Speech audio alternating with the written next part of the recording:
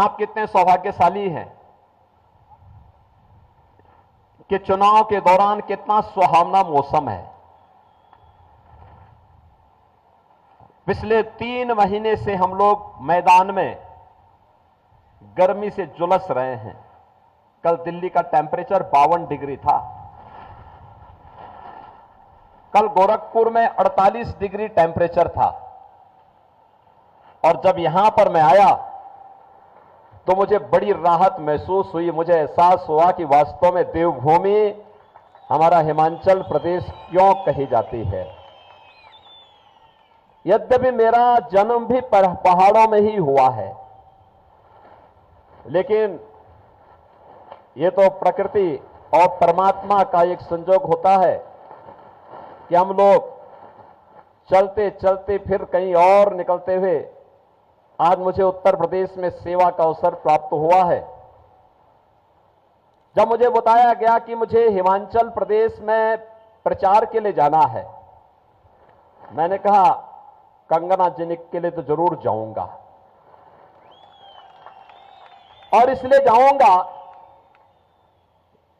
कि हिमाचल की इस लड़की ने,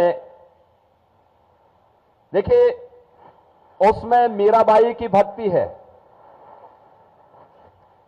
उसमें महारानी पद्मिनी का तेज है, और विरोधियों से जूझने के लिए महारानी लक्ष्मीबाई का शौर्य और वीरांगना का भाव भी है।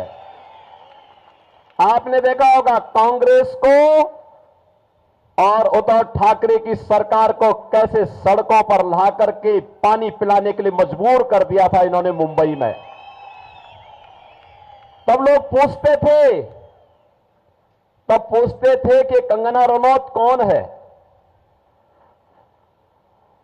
तब यहां से जयराम ठाकुर जी का बयान आया था, कहा कि हमारी यहां की बेटी है, और अगर कोई कुछ बाल बांका भी करेगा यहां की दूर भूमि खड़ी हो जाएगी।